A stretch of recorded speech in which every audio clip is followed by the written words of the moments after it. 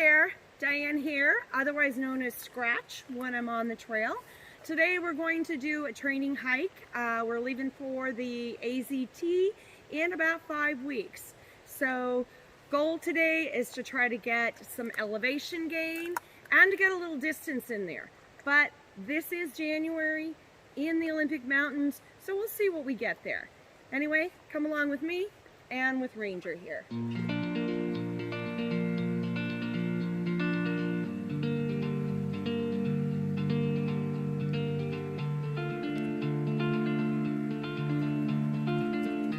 So I'm hiking today with my best hiking buddy, Ranger. And as you can see, he is pretty much leaving me in the dust. The way his jam is to just run back and forth several times, going all the way up. And when we head back down again, he'll be right at my heel. Are we going? Is it time to go? Okay.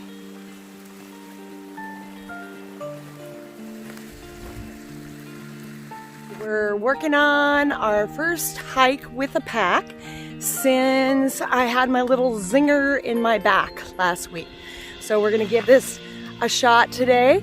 Weather's not too bad. You can kind of see, oh, it looks a little cloudy, but there's no rain, so that's pretty good.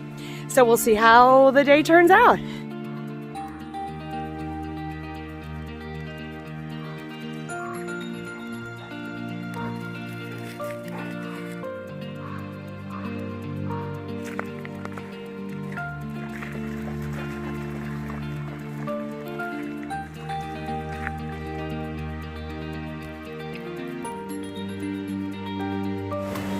So Notch Pass is really beautiful. You enter it, relatively low. So as you can see, there's no snow. It's quite wet and mossy.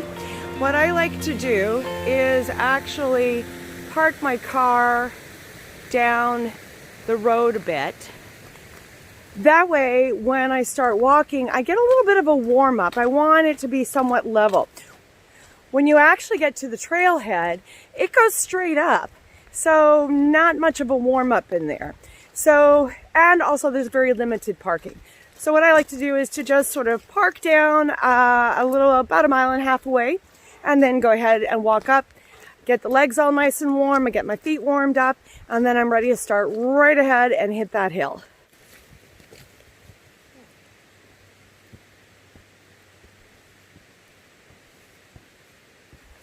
The trailhead for Notch Pass. Where is my little pooch ranger? Oh, he's gone ahead. He'll be back. Ah, here he comes. Come here, baby. Come on, baby. Yeah. There we go. Good boy. All right. You want a reward for that, don't you? Here's what we'll be doing.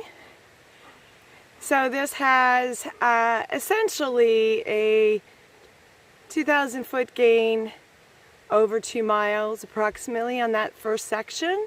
So that's what I use for my litmus test when I'm measuring other mountains that I'm going to be hiking that I'm not familiar with. When I look at their elevation tables, I'm like, is it the same as this, which I know what this feels like, or is it easier? Lead on, my trusty pooch, lead on. Good boy, you staying with your mama. Good boy.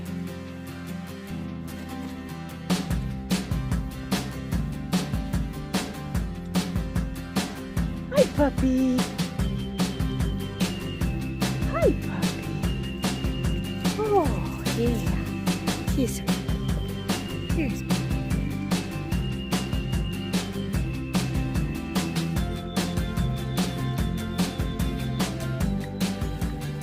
got a little blowdown going here. We've had a lot of storms recently. Ranger has easily found his way through. I'm going to map out a little plan that works for two-legged creatures. And let's see if I can't get up to him. It's going to be tricky. Videoing and slipping over blowdowns. Super, not as bad as I thought. Oh, got puppy coming to see how I'm doing.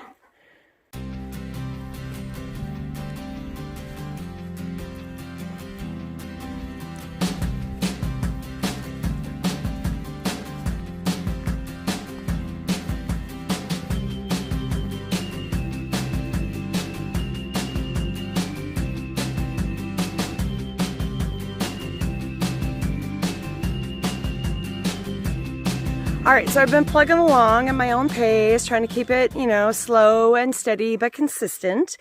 And, there's been a few blowdowns and stuff, that's to be expected. But now I've come across this here. So this is, I think that's the trail there. This is a little trickier. I'll let you guys see it straight on. It's a bit of a mess. You can see, essentially, this is kind of what happens in Washington. We get really saturated and then the big winds come in and stuff just sort of falls over. All right, so I'm going to have to try to figure out how to get over this thing. I did it, and it did not take as long as I thought. Here's a look at what's behind me. You can kind of see, essentially what I had to do was go over this section first, and then in that little well there, it was just branches on top of each other, so not solid ground. And then I threw my stuff over and went here.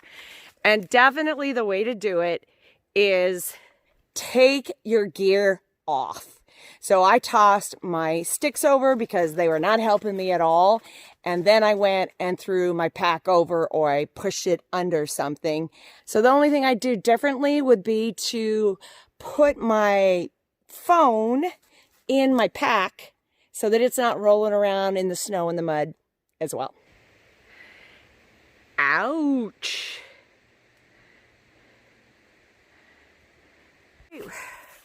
We're getting close to the highest point of this hike, right before Forest Road. Not Forest Road 27 for those that are familiar with the area. And as you can see, not a lot of people have been up here. We got a lot of snow, and there's some pretty good post holding going on with myself and Ranger. But we are almost to that high point, and we'll make a judgment call on the next part, as I kind of remembered climbing up that the bark shanty portion of Notch Pass was actually blocked off when I was there a couple weeks ago. And since we got more snow since then, I don't imagine it's opened up. Ooh, somebody left some nice footprints here. I'll just put myself in those. All right, so we just came through that. We are now at the highest point of this Notch Pass hike. That is where we would go if we were to continue on towards Bark Shanty on the lower Quilcene. Now, the footprints I've been following, so I don't have to post hole so much, they go that way. I don't know how far. This is some sort of unnamed forest road. This is not Forest Road 27, which is like our little main road all the way up to Mount Townsend. So I'm not sure if I'm going to do that or not. I'm going to take a little look and see, or this might be where we finish and then turn around and go back. That does not look too bad so far. So initial plan is I will camel up here a little bit, and we'll tackle that and see if we can find a place to have lunch. Poor little Pups doesn't feel too happy. He's not really into the post holing. I was thinking of stopping here just because I'm sitting on a nice log for our little break, but it's not good for him. So we're going to find someplace better. Right, Pups? We're going to find someplace better. But in the meantime, I'm going to reward you with a little piece of my sandwich. I bet you'd like that. All right, remember that? On the way up? Well, I decided to try something different. So I went up and over it. Which was better? I don't know. They were both pretty tough. And this was quite a slippery mess. Yeah. Poor little Ranger. Yeah, puppy, you were waiting for me to come down, but you couldn't help me, huh?